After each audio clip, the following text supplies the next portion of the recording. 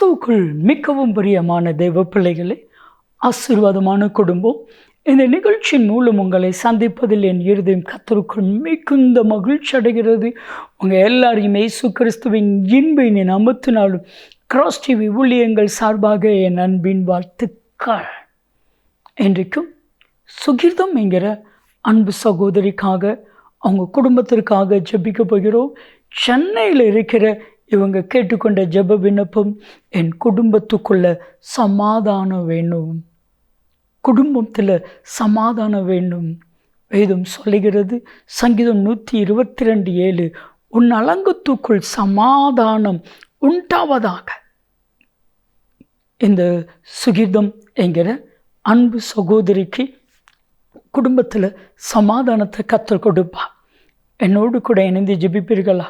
உங்களுடைய வாழ்க்கையிலும் சமாதானத்தை கர்த்தர் கட்டளையிடுவார். ஜெபிக்கலாம்.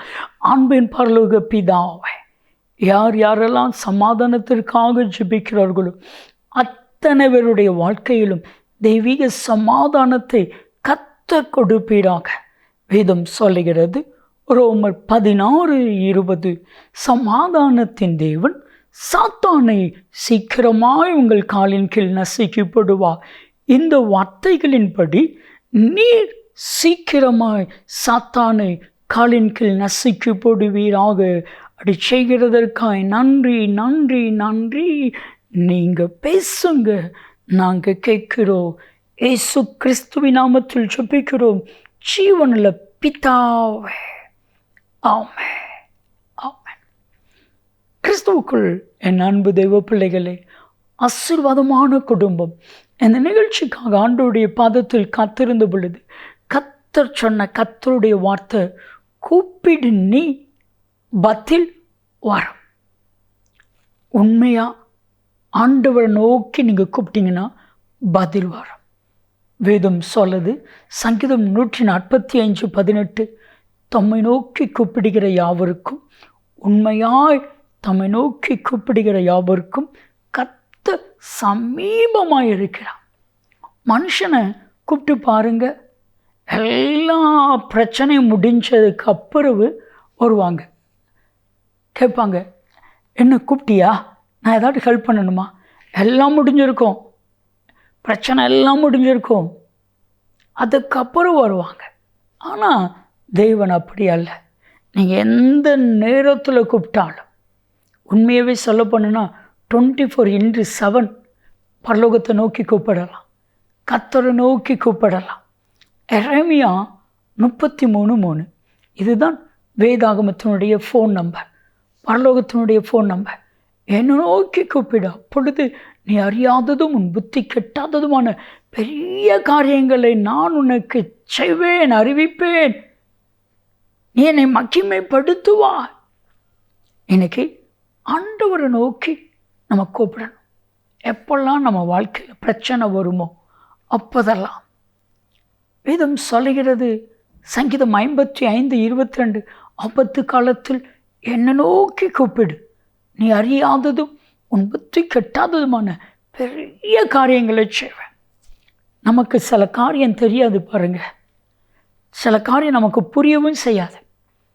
அப்போ ஆண்டவரை நோக்கி கூப்பிடுங்க, உங்கள் புத்தி கெட்டாத பெரிய காரியம் நடக்கும்.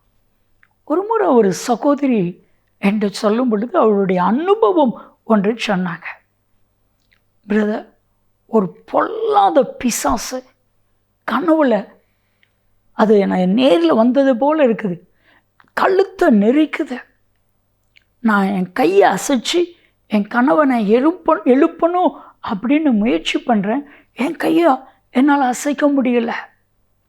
கத்துனா யாராவது ஹெல்ப் பண்ணுவாங்கன்னு சொல்லிட்டு கத்தணும்னு முயற்சி பண்ணுறேன், என்னால் கத்த முடியலை. எழுந்திருக்கணும் முயற்சி பண்ணுறேன், எழுந்திருக்க முடியலை. அப்பொழுது தான் கர்த்தருடைய ஆவியானவர் என்னை நோக்கி கூப்பிடு, நான் உன்னை விடுவிப்பேன் என்கிற வார்த்தை எனக்குள்ளே வந்துச்சு.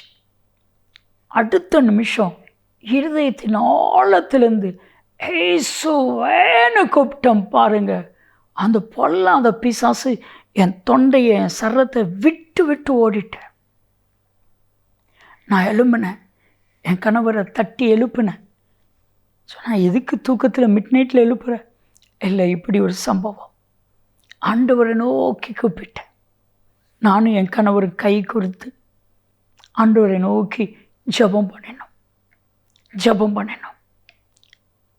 பண்ணி முடிக்கிறோம். ஒரு பெரிய நாகப்பாம்பு,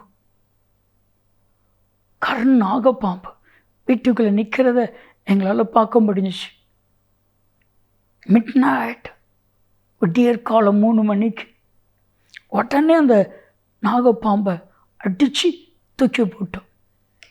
என் அன்பு தெய்வ பிள்ளைய, என்ன பிரச்சனை வந்தாலும் சரி, இருதயத்தின் ஆழத்திலிருந்து ஆண்டவரை நோக்கி கூப்பிட்டு பாருங்க.